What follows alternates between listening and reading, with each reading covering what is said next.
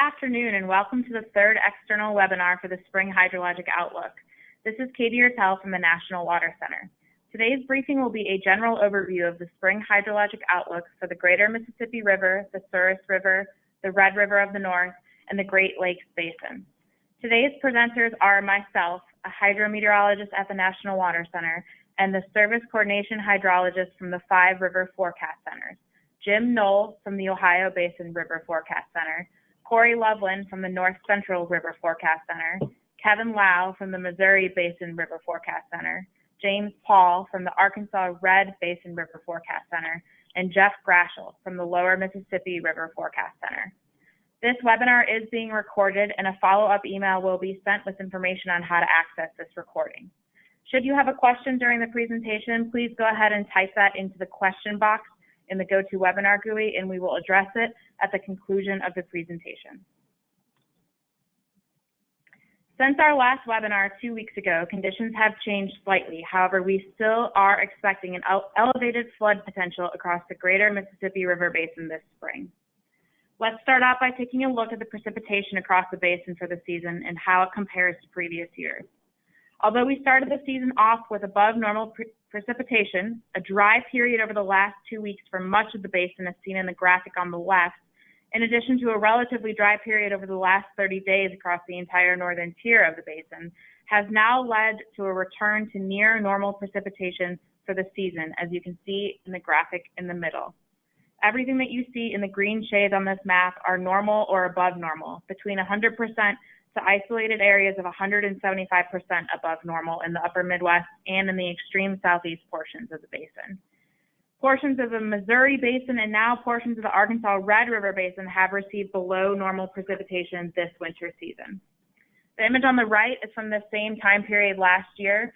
Fortunately, we are looking pretty different from last year across the Greater Mississippi River Basin. The precipitation percent of mean is not nearly as high or widespread as it was this time last year. Moving on to the next slide and taking a look at the snowfall, the last 2 weeks seen in the graphic on the left and even really the last month has brought very little snow to the upper Midwest and northern plains.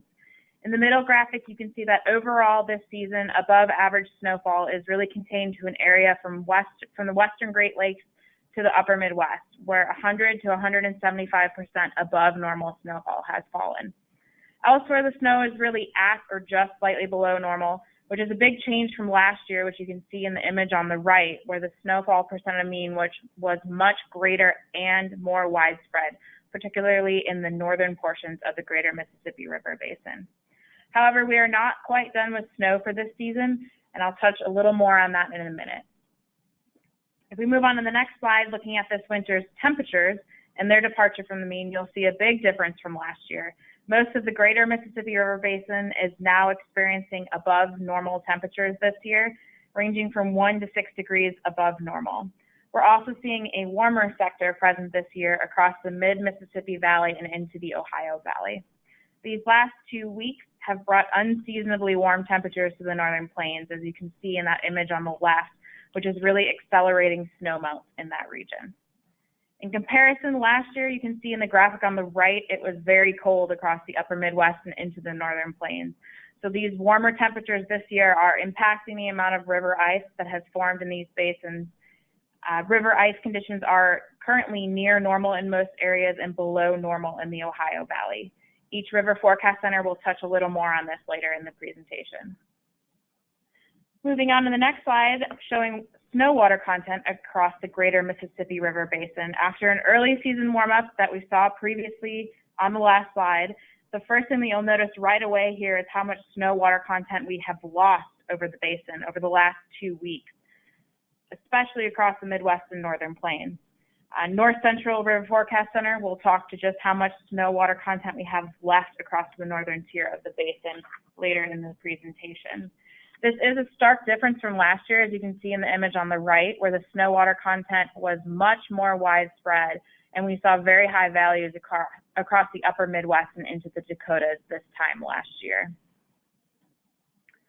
Looking now at the soil moisture, with the heavy rainfall from last fall and this early melt that we're experiencing, we're still very above normal, above the 95th percentile across the entire upper Mississippi Valley and over to the Great Lakes. Across the southeastern portion of the greater Mississippi Drainage Basin, soil moisture percentiles are also above the 95th percentile after receiving a much above normal precipitation this last month.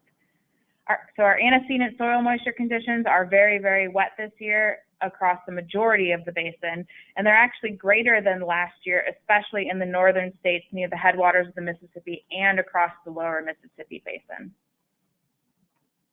Now looking at the updated drought monitor, which was just released today, after seeing the last slide and how saturated we are across the basin, it's not surprising to see that we have very little drought, really only some pockets in the headwaters of the Arkansas Red River Basin.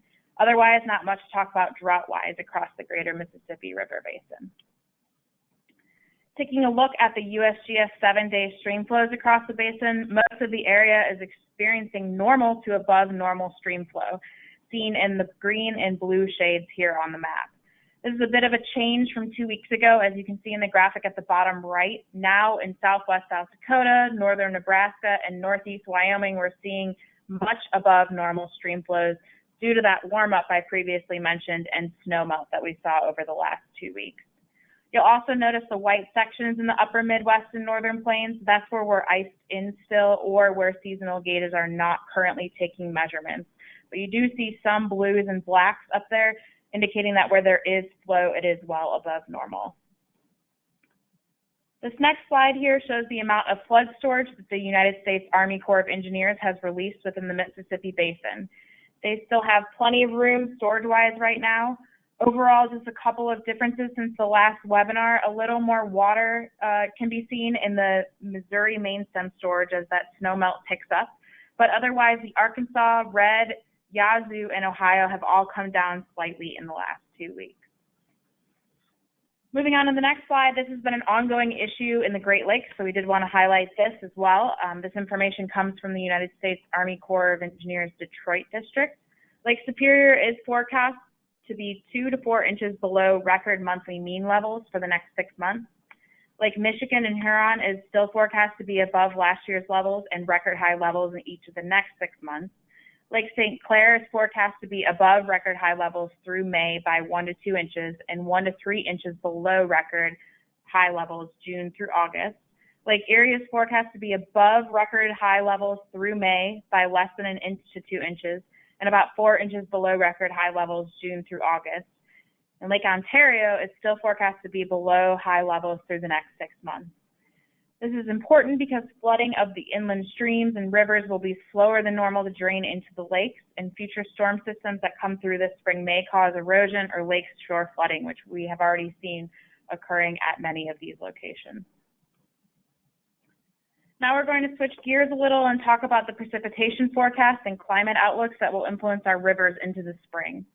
Heavy precipitation over the next 7 days will be focused across the Arkansas Red River Basin through the mid-Mississippi Valley and into the Ohio River Valley.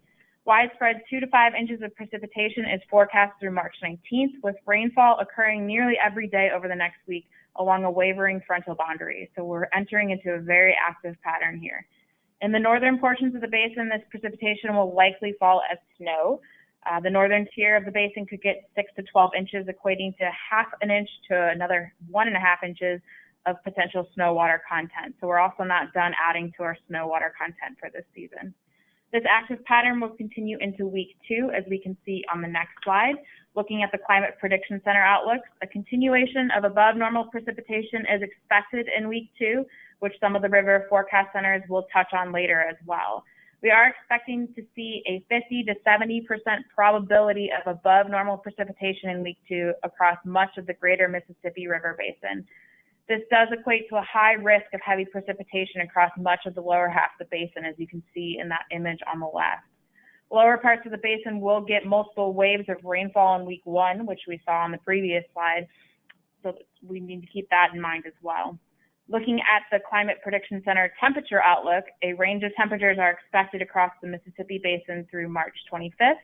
Across western portions of the basin, probabilities favor colder than normal temperatures, particularly across the northern plains. So this will slow our current melt that we've been seeing. and probabilities favor near normal temperatures through the heart of the Mississippi Basin, and above normal temperatures are expected into the lower Mississippi and Ohio Valley. Looking further out at the monthly and seasonal outlooks, as expected, a warm-up will be seen across the lower Mississippi Valley and into the Ohio Valley. Equal chances are seen across the plains, and below normal temperatures are predicted across the western Dakotas and into Montana. We do expect, as is common, that the chance of above normal precipitation will shift north and bring above normal precipitation to the Missouri Valley, mid-upper Mississippi Valley, Ohio Valley, and Great Lakes region. It is important to remember that much of the susceptibility to flooding in the greater Mississippi Basin is driven by convective rainstorms, which are typical in the spring. The Climate Prediction Center outlooks will be updated next Thursday with the release of the Spring Outlook, which will coincide with the issuance of the National Hydrologic Assessment Spring Flood Outlook. So finally, we're going to transition from our weather and climate outlooks into how this is all expected to impact the hydrologic outlooks for the spring.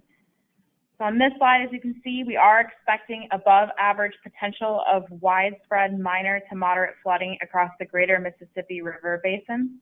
And we are also expecting major flooding along the upper Mississippi River system, portion of the Missouri River Basin, and in the Red River of the North Basin as well. And I'm going to pass it over to Jim Knoll from Ohio River Forecast Center, who will discuss the flood potential in his basin. All right, thank you, Katie, and good afternoon, everyone. I do want to highlight a few things as we begin the outlook for the Ohio and Cumberland River basins. One thing that Katie was showing is on the soil moisture conditions in the Ohio Basin. Most of the area ranks in the top 10% ranks for wettest soil conditions on record.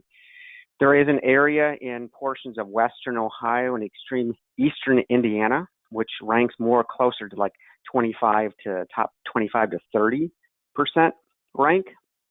But I do want to highlight, just the other day we had rain move across that area, and we had standing water in those types of soils.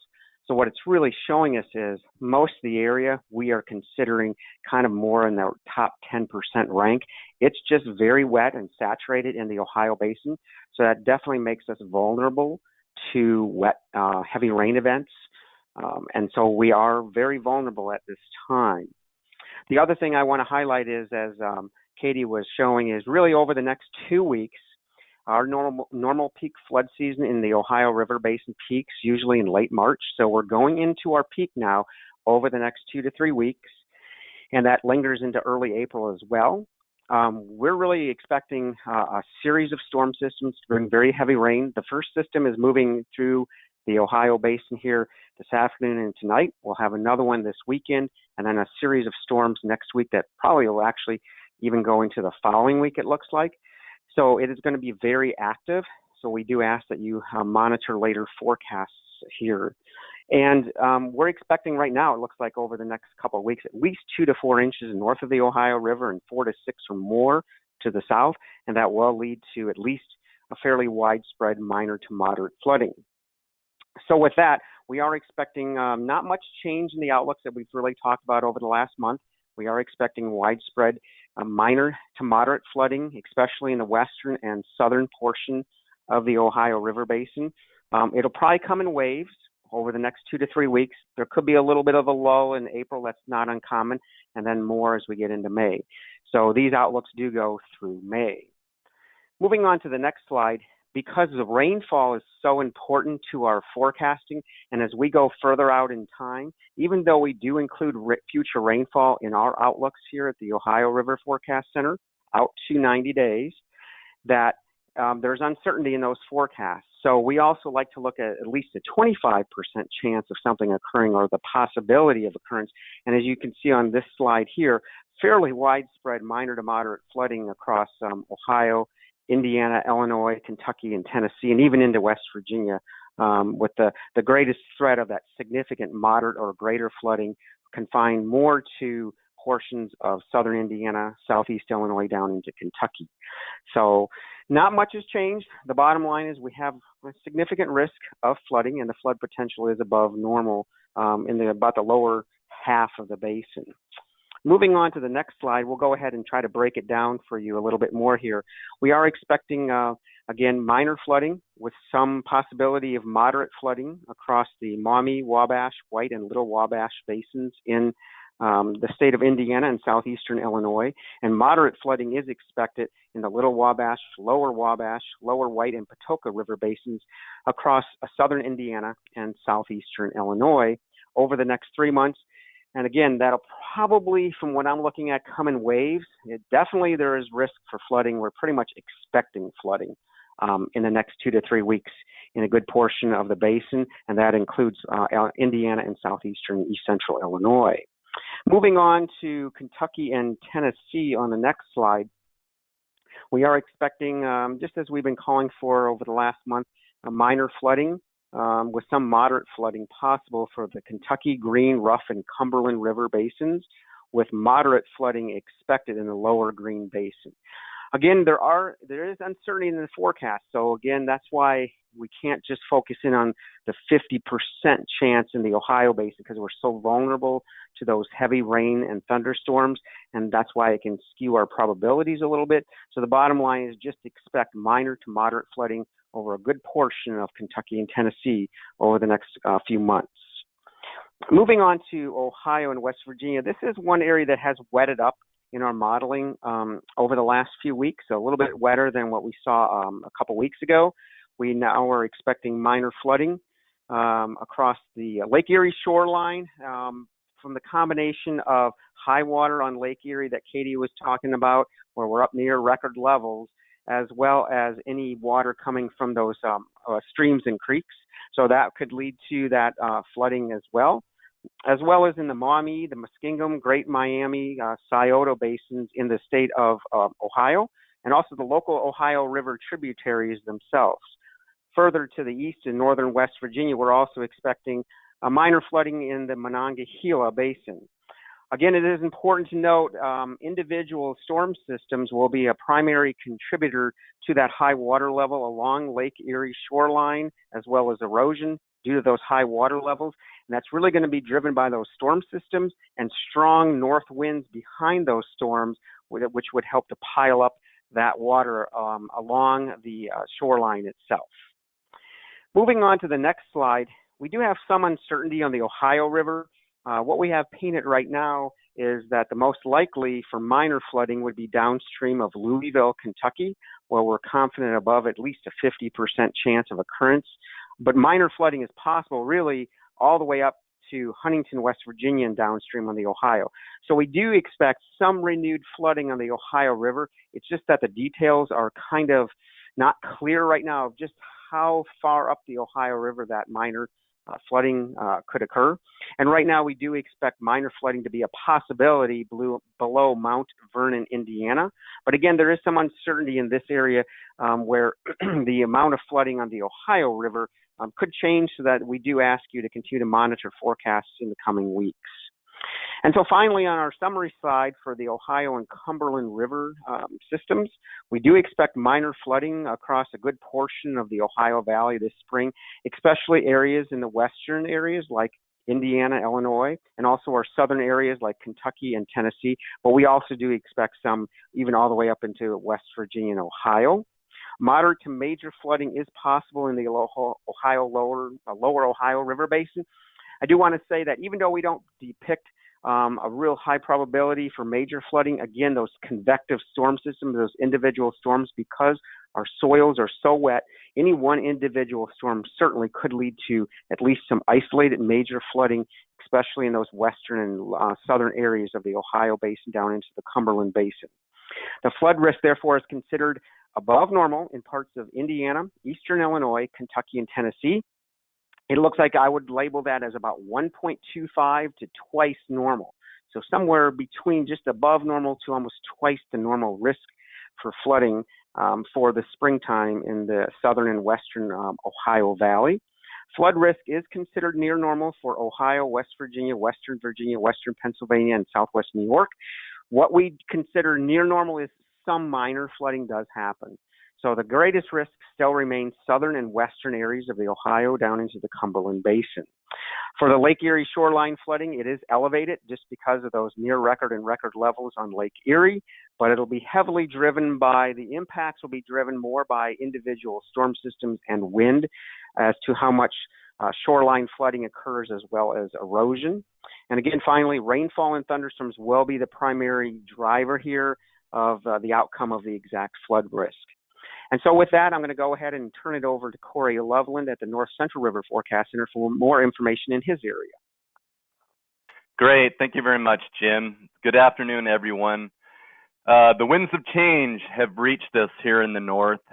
We were recently enjoying some very warm temperatures and lots of snow melt in the area, but that's now trending different now. We're going into a colder time frame right now that'll lock in some of that snow and also get additional precipitation.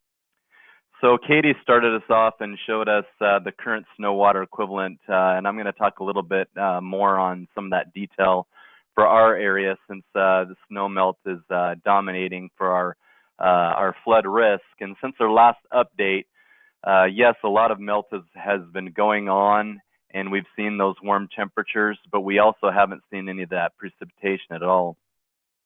So let's first talk about where we're at. So these warm temperatures have again melted a lot of the snow. We've seen about 1 to 3 degrees above normal across the area. The current snow cover extends across central Minnesota over to central Wisconsin and northward. Water content in the snow in the Mississippi River, contributing portions of Minnesota and Wisconsin, are in the 2 to 5 inch range right now on average. And as you can see from this graphic here, that the modeled snow water content is mostly about 1 to 4 inches of water equivalent across the northern tier of our river forecast area, with higher water content existing up north around Lake Superior, mostly in the 8 to 12 inches. And the northern parts of Minnesota and Wisconsin are about 4 to 8 inches of water content right now. So the drawn-in polygon areas here represent essentially the snow cover change since our last update 2 weeks ago. And if we go to the next slide, talk a little bit about our snow water content ranking. And again, as a reminder, this is the ranking in our model as compared to the historical record of snow water equivalent. And since our last update, you can see the graphic on the right. That was what our rankings were 2 weeks ago. To the left graphic, what they are right now. Again, we've seen a lot of melt in the last couple weeks, but the northern portions of Minnesota and Wisconsin are still holding strong to that water content and are still ranked fairly high, mostly in the 50 to 90% as compared to the historical record. The Red River of the North and the northeastern North Dakota area still contains a lot of liquid equivalent and is ranking in the 70 to 90% range there. But not much snow really has moved yet in the Upper Peninsula, and that's normal for this time of year. Michigan is mostly below normal in its snow water equivalent ranking. And as you can see, the Souris Basin up in the extreme northwest of our area is mostly dry and has been that way throughout the winter. I've got indicated on this area that polygon with the pinkish color.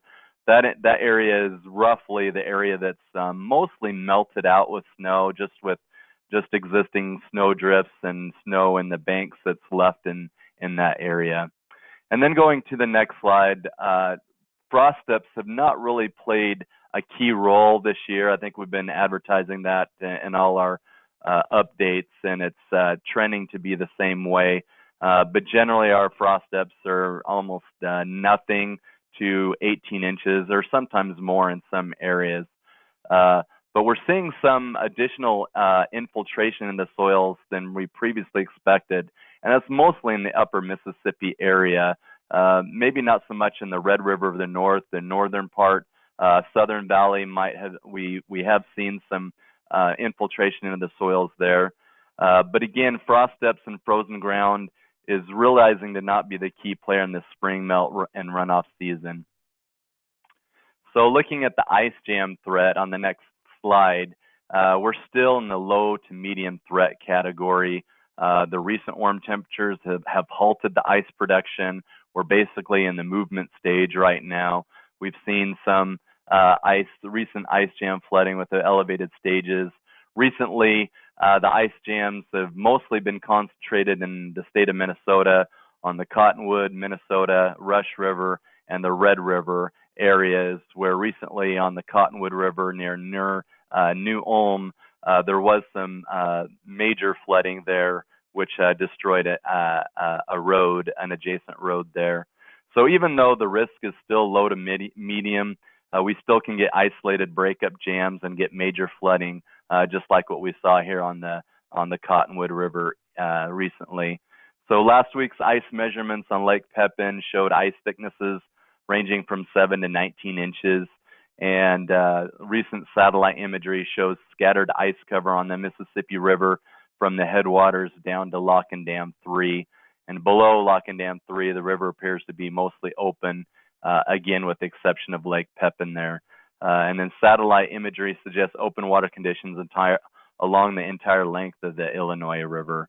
Ice will continue to break up and melt through next week, even though we still have forecasted below normal temperatures. But again, even with these temperatures, the threat should still remain in that low to medium range. Now on the next graphic, talk a little bit about the overall flood outlook. We've seen mostly reduction in our major and moderate level flood level threat categories. We're down to about 68 points throughout our area. We were at 103 points in moderate and major forecast stage 2 weeks ago. And of those, we have 24 forecast points that are projected to go into at least or possible major flood stage in the next 90-day window. And again, we were at 42 last update. And then moderate flood stage, we're now at 43 forecast points, and we're down from 60. And of those, if we break those out, most of that threat is in the Mississippi River drainage, where we have 42 points there, and the Hudson Bay has 25, and in the Great Lakes, we have 1 point projected to go into moderate flooding there. The upper Mississippi River and Red River, the north, continue to have the greatest concentration of the flood risk as far as the main stem rivers go. Tributaries to these basins continue to have a significantly elevated flood risk, with the risk increasing as it progresses downstream. And while the flood risk in the Great Lakes drainage basins continues to remain elevated, potential minor to possibly moderate flooding is expected. And soil moistures remain high throughout our area and will continue to be the primary driver, with a high amount of water content in the snowpack up north. And soil wetness remains mostly in the 95th to the 99th percentile over our area. So the general trend of the little to no precipitation over the past few weeks has lessened this overall flood risk across the area. But until all the snow is gone and the vegetation is established, we still have that flood risk out there. So on the next slide, to break it down into individual states or smaller areas, looking at the North Dakota and the northwestern part of Minnesota, concentrating on the Red River, the north, that is our primary concern of what we've seen, or what we see in this area. And with this area, the widespread greater than 50% chance of both major and moderate flooding are projected on the Red River North Basin. And then also minor flooding potential remains in the Souris River there. And again, with that, the recent trend of warm temperatures and dry pattern, as we look forward, we are transitioning into a colder and wetter pattern, and that essentially may delay the melt, but that also increases the flood threat in this area. And overall, the flood risk hasn't changed much since January. But again, the soil moisture is going to continue to play a key role in the melt. Now, looking at Minnesota, right now we have widespread minor flooding projected, mostly in the Twin Cities area and the Minnesota River but we have isolated moderate flooding projected in the headwaters of the Mississippi River and also the Mississippi near Wabasha as well. And most of these differences here is just a variation in the snow water equivalent and also the soil moisture. Going to Wisconsin, mostly minor flooding expected throughout the interior of the state, and then isolated pockets of moderate flooding impacts. Areas of concern are Mississippi River from Red Wing, Minnesota down to Dubuque, Iowa, and also from Marinette, Wisconsin, down to Green Bay, and then up along the peninsula to Sturgeon Bay, Wisconsin. And then isolated points of concern, the Wisconsin River, the Trempealeau, Kickapoo, Tyler Forks, and the Wolf Rivers as well. And then also want to mention the Menominee River on the Wisconsin-Michigan border, also with a flood threat there of minor. And again, lots of lakeshore flooding and erosion going on near Lake Michigan. Since these high lake levels could have some possible backwater effects and flooding on the east, the Fox and Oconto rivers, and also the Manawanka River near Green Bay. Now going to the next slide, looking at Iowa, Illinois, and Missouri, our primary area of concern is Mississippi River from Dubuque down to Burlington for major flooding there. And then downstream, mostly a moderate flooding risk, greater than 50% chance of that happening, basically from Keokuk, Iowa, down to St. Louis, and also including some stretches of the Illinois River, specifically the lower river, and also the Iowa River near or at Marengo, Iowa. And again, widespread minor flooding potential is still projected in that area. And on the lower right, there's just a graphic of wave action based on the high lake levels near Chicago. So again, down there in that area, high lake levels, a lot of threat along the coastline there. Now looking at Michigan and northern Indiana, mostly a widespread minor flooding expected within the next 3-month window, mostly on the Muskegon, the Grand, St. Joseph, the Kankakee, Huron, Menominee, and also the Rifle River there. And again, this area, the flood risk mostly driven by the lower water content, but again, the soil moisture is high, and that's what's I think driving our risk there. And again, minor flood impacts along the shoreline of both Lake Michigan and Lake Huron. Now to talk about the summary on my last slide here, we still have the remaining elevated risk of extensive, moderate, and major flooding potential, mostly concentrate on the upper Mississippi and the Red River, the North Basins.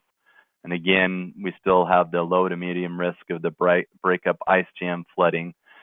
And most of our flood risk is really, again, driven by our extreme wet soil conditions, high water content in the snow in the northern tier of the basins, both in the upper Mississippi and the Red River, the north. And spring temperatures will continue to play a critical role in our melt rate and timing. We are entering a cooler time frame, so that might delay some of our additional melt right now.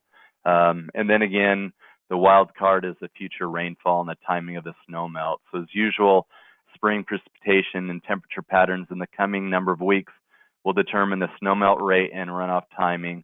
Based on current and forecast conditions, we expect a high probability of seeing widespread flooding across our area. So with that, thank you for your time, and I'd like to turn it over to Kevin to discuss the Missouri Basin. Thank you, Corey. Good afternoon, everyone. Flood risk for this spring is above normal for much of the Missouri River Basin. The map on the left reflects the degree to which today's conditions differ from normal, and the river level chosen for the comparison is minor flood stage. So the map shows by colored dots the comparison of the chance to reach flood stage this year as compared against the normal historical chance for that site to reach flood stage. And I've attempted to highlight a few areas around the basin to put this into a easier visual context. As we've stated on the previous two calls, 2019 was the third wettest year on record for the Missouri Basin going back 125 years, and that has led to a high risk for flooding, especially in the eastern portion of the basin. With the next slide, we'll be looking at the mountains. The mountains drive about 50% or account for about 50% of the annual runoff for the upper two-thirds of the basin. This graphic, courtesy of the Natural Resources Conservation Service, shows the mountainous basin snowpack conditions in percent of average snow water equivalent. In other words, the amount of water that's on the ground.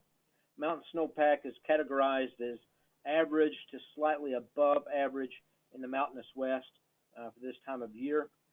By this point in the winter, we have normally accumulated a little more than 80% of the seasonal peak snow water equivalent.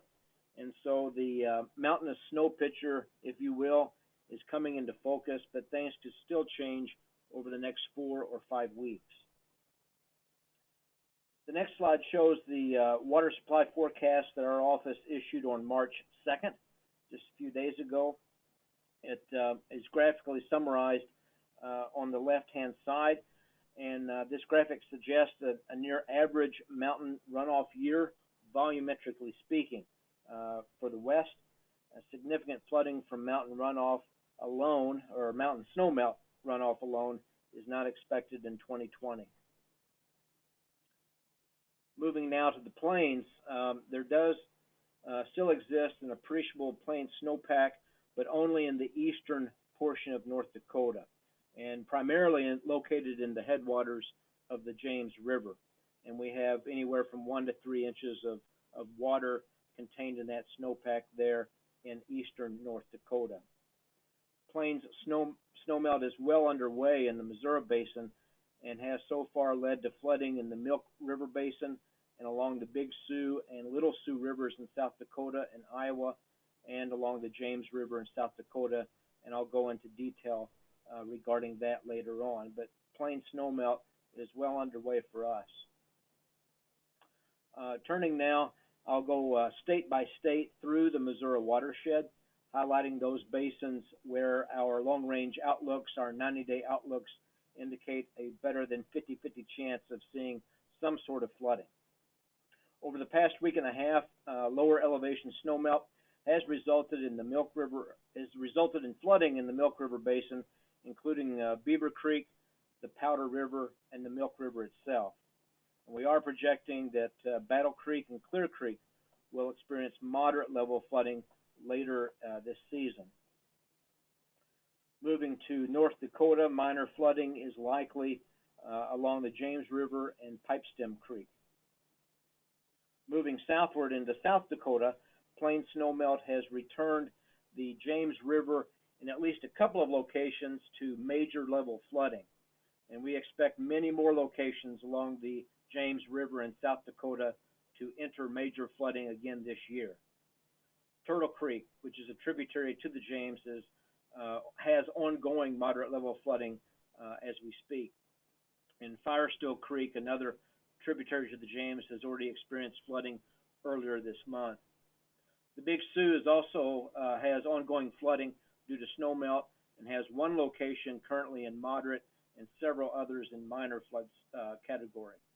The Vermilion has also seen flooding in South Dakota so far this year.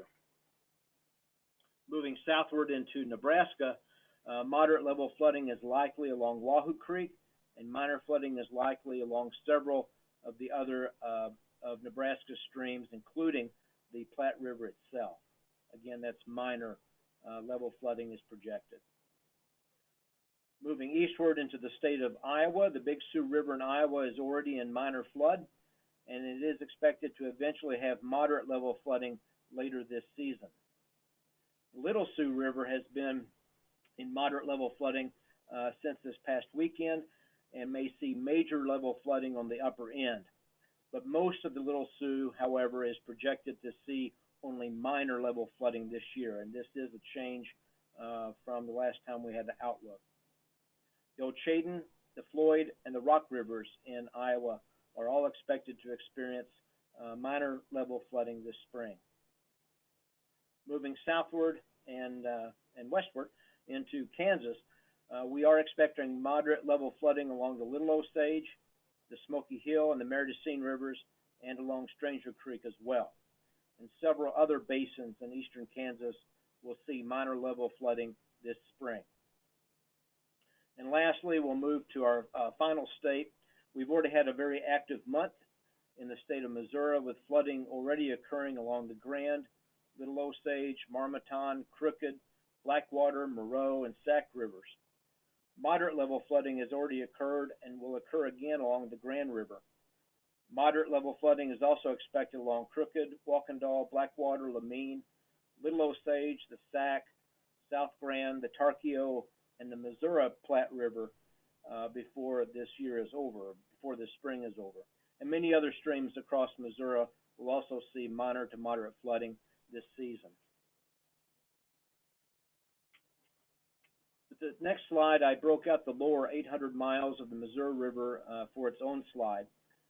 Flooding along the main stem Missouri is expected from Nebraska City, located at mile 560, to the mouth at St. Louis. And with this graphic, I'm going out beyond the normal 90 days to capture more of the flood season in the lower portion of the basin.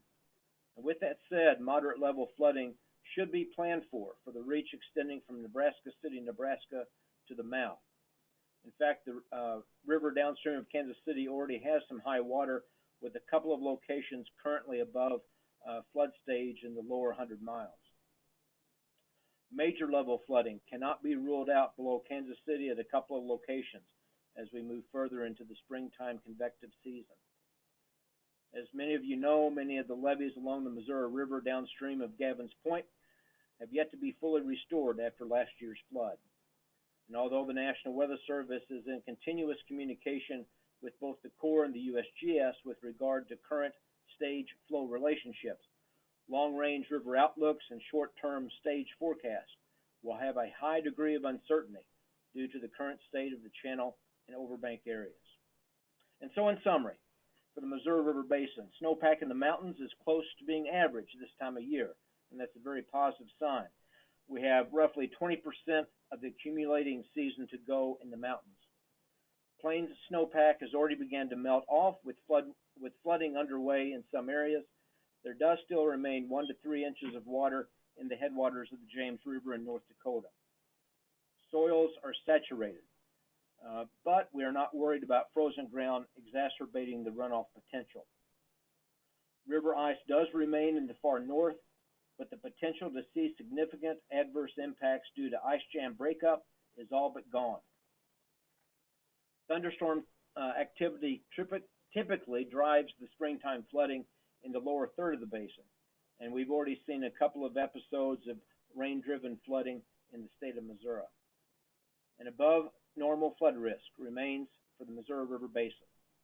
Major flooding, however, now is likely limited to just the James River in South Dakota and maybe the upper end of the Little Sioux in Iowa. Widespread episodic minor to moderate flooding is likely throughout the eastern portion of the basin this spring and early summer, and that does include the lower 500 miles of the Missouri River. Thank you. This concludes the flood potential brief for the Missouri Basin, and I will now turn the presentation over to James in the Arkansas Red Basin. Thanks, Kevin. Good afternoon, everyone. Looking at what has occurred on the ground during the past 2 weeks, the graphic on the right shows the last 14 days of our estimates of precipitation. With the exception of southeast Kansas and southwest Missouri, where moderate rains fell yesterday morning, the Arkansas and Red Basins have received less than normal rainfall over that period. The graphic on the left shows this morning's snow water equivalent analysis from the Natural Resources Conservation Service. 2 weeks ago, the upper Arkansas River Basin in Colorado was at about 114% of normal, and this has since dropped to being 103%. At this time, there's little concern for spring flooding issues due to snowmelt. On the next slide, because the last 2 weeks have been relatively dry, the Corps of Engineers has been able to release quite a bit of water that was stored in their reservoirs' respective flood pools. These two images show the change in the number of reservoirs utilizing more than 5% of their flood storage capacity. They've been able to reduce the number by almost half while continuing to increase available storage in most of the lakes. Next slide. Even though we've received relatively little in terms of precipitation over the past 2 weeks, our long-term forecasts continue to show numerous locations with a greater than 50% chance of flooding. Earlier, Katie showed a slide indicating current soil moisture rankings, and much of the eastern half of the Arkansas and Red Basins are at or above the 90th percentile, so we are still quite wet. River systems we are most concerned about include the Neosho and Spring Rivers in southeast Kansas, southwest Missouri, and northeast Oklahoma, Bird Creek and the Caney, Illinois, and Poteau Rivers in eastern Oklahoma, Clear Boggy Creek and the Blue and Little Rivers in southeast Oklahoma, and the Arkansas, Foos-Lafay, and Pettigene Rivers in west central Arkansas. I might add that we do anticipate some flooding to occur due to the excessive rainfall that the models are forecasting over the next 2 weeks, and Katie highlighted earlier. And finally, on my summary slide, we continue to see several rivers where we expect flooding this spring, and in general, we are continuing to call for an above normal flood potential across the eastern half of the Arkansas Red Basin. We are expecting a near normal flood potential across the western half of the basin. And finally, as a reminder, most of the spring flooding that does occur within the Arkansas Red watershed is driven by convective storms which can occur over any portion of the basin. With that, I'll pass it on to Jeff Grushel at the Lower Mississippi River Forecast Center. Okay, thank you, James. Good afternoon, everyone. We still are having minor to moderate flooding over 30 of our locations across our area from all the rainfall that we've had over January and February. We are looking at probably, as Katie had already showed earlier in the slides and stuff, we're looking at another heavy rain event over the next week to 2 weeks across the area and stuff. So we're anticipating more minor to moderate flooding over a large portion of our area. We also had 5 to 8 inches of rainfall that occurred over the last couple of weeks that have occurred in the central parts of Mississippi, which just continued to exacerbate the flooding that we had on the Pearl River in the central parts of Mississippi. And we'll go ahead and switch to the next slide and talk about the Lower Mississippi River and the Atchafalaya Rivers. We've actually got all our locations have finally crested on the Mississippi River and past New Orleans. We still got minor to moderate flooding occurring on the lower part of the river from Vicksburg down through New Orleans. Unfortunately, though, with the rainfall that we've already just had on the ground and more expected over the next 2 days or so, we're looking for another rise occurring on the lower part of the Ohio River. And with the rainfall that we're anticipating over the next couple of weeks, we'll have to see exactly what levels we do get on the Mississippi River here in the coming weeks. Early indications are that we may get levels and stuff that may get to what we had in February or may even exceed that a little bit, but really too early to say right now. It depends on where that heavy rain actually falls and whether it falls south of the confluence of the Mississippi or Ohio or north. So. But anyway, we are anticipating minor to moderate flooding along the Mississippi River and the Atchafalaya Basin over the next few weeks and through the springtime. And going to the next slide for Illinois, Kentucky, Arkansas, Missouri, we still have minor flooding occurring on the lower part of the White River in the Arkansas. And we do anticipate over the next couple of weeks, with the rainfall that they're anticipating over the next 2 weeks, we do anticipate any of the locations in southern Missouri, Arkansas, could get minor to moderate flooding. And then switching to the next slide, we'll talk about Tennessee and Alabama. These areas have actually dried out a little bit over the last couple of weeks or so from what we had earlier in January and February, but we still see a threat for minor to moderate flooding for just about any location in Tennessee. Again, really going to be dependent on the rain that we're getting in the next couple of weeks to know exactly what those category levels will be, but we certainly have the potential for minor and moderate flooding over the next several months for any of the locations here in Tennessee. And then in Louisiana, Mississippi, this has really been the area that's been hardest hit, at least for the last couple of months, particularly in the central parts of Mississippi and the Big Black Basin and the Pearl Basin. And so any additional rainfall that we get here over the coming weeks and months will just continue to have a threat for and an elevated threat for minor to moderate flooding, and possibly even some isolated major flooding in these locations. We do still have minor to moderate flooding occurring on the Pearl River, and we have also minor flooding occurring in the very lower reaches of the Yazoo River itself. Again, the heavy rainfall that is anticipated over the next couple of weeks probably will allow us to get some more minor to moderate flooding in the Yazoo Basin as well. As we shift over into the Louisiana area, though, we hadn't had quite as much rainfall as we had in Mississippi, particularly along the coastal sections of Louisiana. So we're really not seeing an elevated threat for flooding, but anytime during the year we can get minor, even moderate flooding at these locations down along the coast, just with the rainfall that we get during the springtime. And then finally, on my last slide, to summarize, minor to moderate flooding is really expected over the lower Mississippi tributaries going into the Tennessee River, Yazoo, and Pearl River basins. We can't rule out any isolated major flooding in the central parts of Mississippi as well. Flood risk is above normal, particularly in the eastern portions of our area. But over the next 2 weeks, if the rainfall does materialize, that threat could be shifted westward in areas of Missouri, Arkansas, and even northern parts of Louisiana and northeast parts of Texas could also have an elevated threat. Like everyone has said, being in the southern portions of the states, rainfall and thunderstorms really play a key role in determining the final outcome of the flood risk. And obviously, in the next 2 weeks, we'll have to be watching the rainfall very closely. And with that, I will turn it over to Katie. All right, thanks so much, Jeff, and thank you to all of our presenters today. We wanted to wrap up today's presentation with a quick summary slide. The spring flood risk is above normal for the Mississippi River, the Red River of the North Basin, and the Great Lakes Basin. The greatest chances for moderate to major flooding are in portions of the upper Mississippi River and the Red River of the North and the far eastern portions of the Missouri Basin. A normal flood risk is contained to the following areas: western portions of the Missouri Basin, western portions of the Arkansas Red Basin, and the upper Ohio River Basin. And with that, we will now enter into a question and answer session. Just as a reminder, if you do have a question for any of today's presenters, please utilize the question box on the GoToWebinar GUI. And we'll give you all a minute to get your questions in. Thank you.